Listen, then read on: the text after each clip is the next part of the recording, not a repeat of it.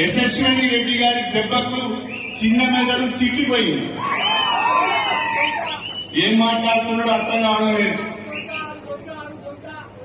ఏం మాట్లాడుతున్నాడో అర్థం కావడం లేదు. అంతకుముందే సరిగా మాట్లాడరాదు. ఇక ఇప్పుడు ఈ దెబ్బలకు, ఝాన్సీ కొట్టిన దెబ్బకు, యశస్విని రెడ్డి కొట్టిన దెబ్బకు ఏం మాట్లాడాలో బిత్తిరి బిత్తిరి మాట్లాడుతున్నాడంట. అంత అయోమయంగా మాట్లాడుతున్నాడు. అందుకనే పాలకుర్తి ప్రజలకు, కాంగ్రెస్ పార్టీ కార్యకర్తలకు మీరు ఇచ్చిన తీర్పుకు, మీ అందరి కష్టానికి శిరస్సు వంచి నమస్కారం చేస్తున్నారని చెప్పి మేమైతే ఊహించలే. ఆ ఓటమి మామూలు ఓటమా? మామూలు ఓటమా? ఆత్మహత్య చేసుకునేంత పరిస్థితి తీసుకొచ్చింది.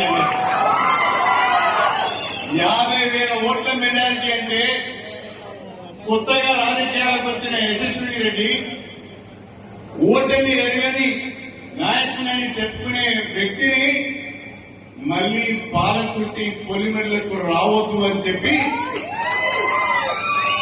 బ్రహ్మాండమైన గెలుపును మీరు యశస్విని గారికి ఇచ్చారు.